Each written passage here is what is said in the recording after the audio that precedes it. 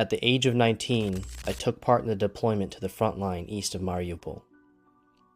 But this situation is very unprecedented for my experience. The hospital is an ordinary bunker. Everything is dirty, and there is no place to lie down. The wounded lie on the floor. There are no medicines. It is very difficult to provide assistance, and enemy aircraft are always bombing us. We are forced to go to the top in order to hold positions and watch the enemy 24 hours a day, 7 days a week. Because there are no supplies, we are forced to search for food under rubble and puddles of water. The mood of the guys is normal, stable. No one is going to give up. Everyone is ready to fight, to protect their wounded at the plant, themselves and their brothers.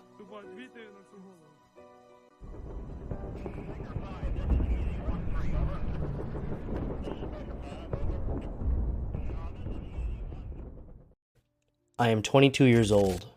At the age of 19, I took part in the deployment to the front line east of Mariupol.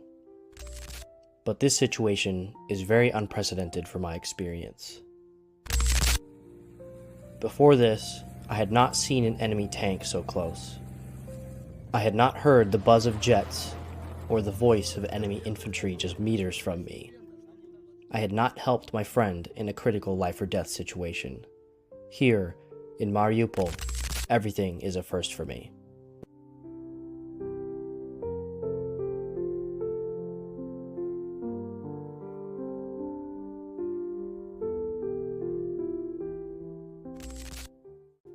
As a soldier, it was very important who I was with at such moments, with whom I shared a sip of water, a piece of biscuit. When I was in the presence of my friends, I could do anything. The first time I saw a tank, it was 400 meters away. We were in a high-rise building then, and we kept manning the defense. When I first saw it, the first feeling, of course, is fear, and thoughts of where I can sit and be safe. At this time, the enemy tank started shooting at our building. It shot all the floors, from the 9th floor to the 1st. It shot at random, so there was a chance to dodge the incoming shells. It's a pity that the tank was so cowardly. He worked quickly and left. There was no opportunity to attack it, and after the tank's work, the infantry always attacked, but we handled this easily. The enemy always used this tactic. First, the tank destroys everything in front of it. It shoots anywhere and anything. It's busy destroying, and the crew is distracted. In these moments, you can destroy it, which is what we worked on. Sometimes, one shot is enough to catch the tank on fire. It's a very good feeling when you're a tiny person who destroys such a huge vehicle. We're going to take a quick break and talk about the sponsor of this week's video, the maker of Tecto knives. Now, I've worked in some pretty interesting jobs. I served as an infantry marine for over half a decade, a law enforcement officer, and now as a war journalist. In all of these roles, I needed good, reliable, and durable equipment. One of the most common tools that anyone could need is a quality knife. My friends over at Tecto recently sent me one of their products to check out, and this is my thoughts on it. This is the F2 Bravo, a forged carbon blade that feels extremely light and incredibly durable. Now, let me get one thing clear. I'm not a crazy gear nut that collects and collects as much stuff as I can, but this knife got me excited to take it out of the box. Tecto knives come with a limited lifetime warranty and a cool little guide about how to take care of the knife. The handle's subtle texture helps keep your grip on the blade as you're working. Every piece of this blade feels purpose-built and built to take punishment. I will confidently carry this knife into the next conflict area I work in. The Russians used a sneaky tactic. They changed into civilian clothing and quietly explored the streets and buildings, pretending to be civilians looking for our positions. An encounter with these soldiers dressed as civilians was the closest I ever got to enemy infantry. We were occupying a 2-story house, and I saw a group of them approach. They decided to try to occupy the first floor. I was on the second floor, and we had the advantage. The enemy decided to get closer, and we opened fire on them. After several minutes, the yelling from their side began. "What are you doing? Come out! Give up! We have you surrounded!" We just kept quiet and waited for them to come closer. After a very short time, I decided to look out of our window from the second floor, and I saw two people there and opened fire. Because they also noticed me, they hid in a shelter behind a small shed, and another small fight broke out. I decided with my friend that we would try to knock them out with grenades. They were forced to flee from our actions, but they did not escape far, because we were ready for their maneuver and met them. We successfully repulsed their attack that day. Later, we inspected the corpses. They were completely without bulletproof vests. One had a metal helmet from 60 to 80 years ago, and 2 magazines for an AK, and the weapon itself was a brand new AK-74. How can such a fighter be released into battle? He was clearly inexperienced and went to the slaughter. Another time, we are at a position called the school. According to the morning tradition of the battle at that time, a tank came at 7 to 8 in the morning and tried to knock us out by firing into our building. As this was not the first day that they had tried this, we were ready. Imagine a school territory shaped like a letter U, respectively front, left flank, and right flank. And from the right flank, a tank drove up straight on the road and almost to the stop of the school, about 70 to 110 meters from us. I looked over a collapsed wall and was very surprised to see that the tank stood alone without infantry support. We quickly decided that we needed to attack it. I took a new Matador RGW-90 and shot him under the turret. To my surprise, he calmly left, but we were still glad that he did not come to us this day. As it turned out, we were mistaken. The tank decided to shoot at us from the front of the school. We waited and decided to attack it 3 times with 3 rockets.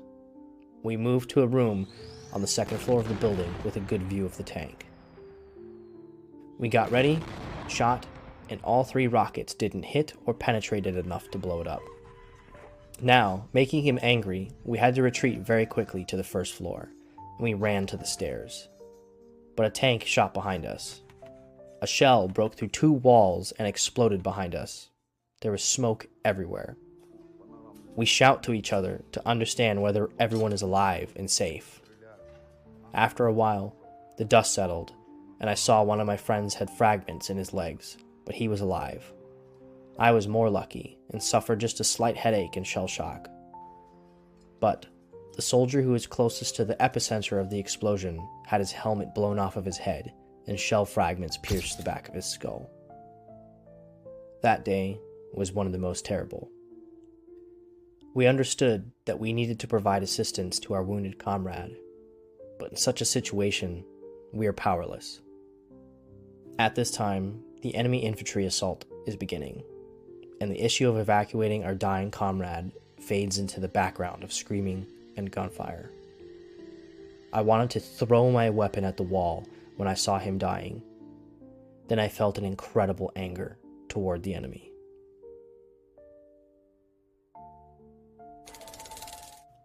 There was one moment of bravery when we moved from the right bank of the city to the Azovstal factory across the river in rescue boats. A lot of people moved for quite a long time.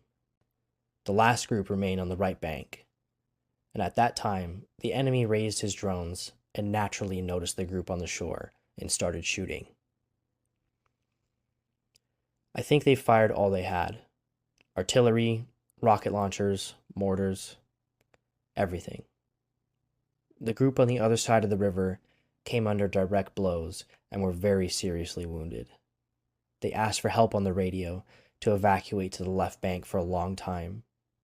They begged.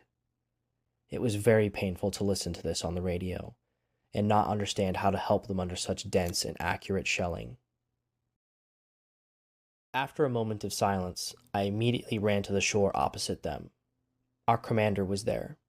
He was supposed to meet the last ones to cross to our side. But like I said, they came under fire. I said that they needed help urgently, and we needed to cross the river to help our guys.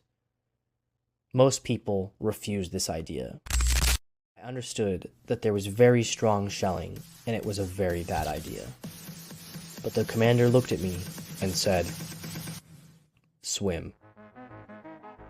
I could not and would not refuse this order. It was decided we would swim across together. We took everything off ourselves and swam to that shore. As soon as we took the wounded to a boat to the other side, the wave of shelling immediately began. I don't know how lucky we were that we crossed in a boat under heavy enemy fire.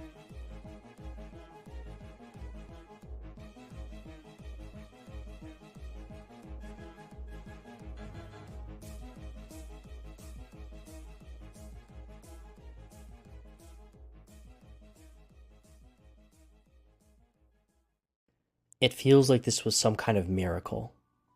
The commander immediately took our group of wounded people and led them under fire to the Azovstal factory to get medical help.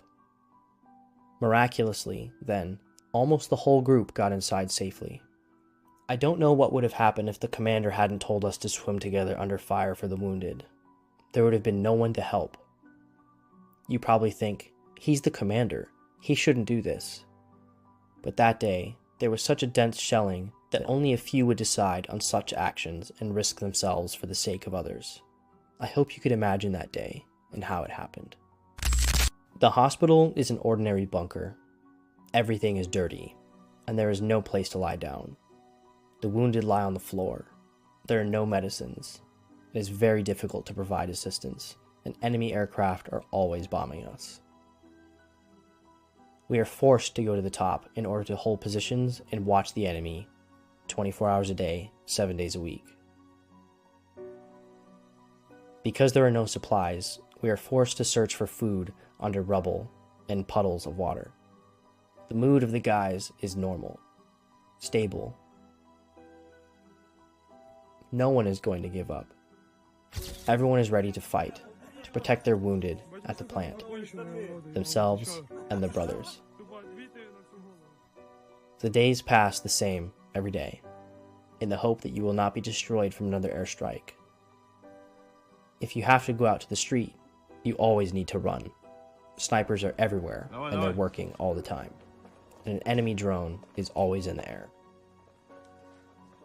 Allahu Akbar.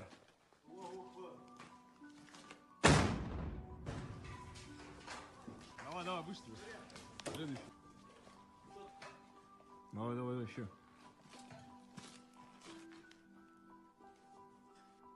Давай.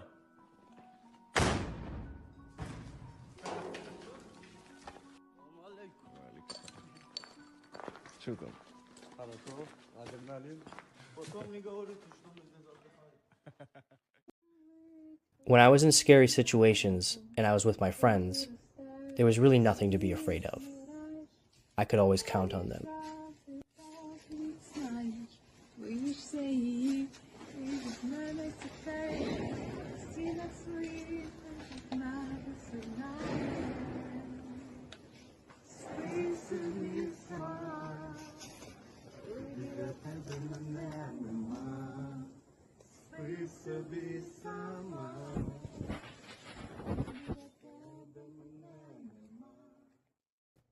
I was only afraid at the frontline position once.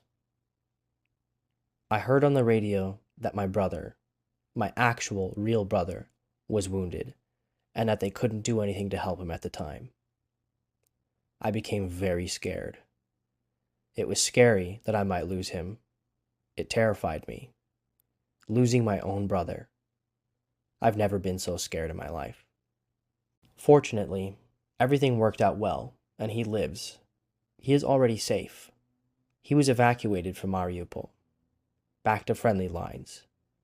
I don't know how he survived that day, but he did.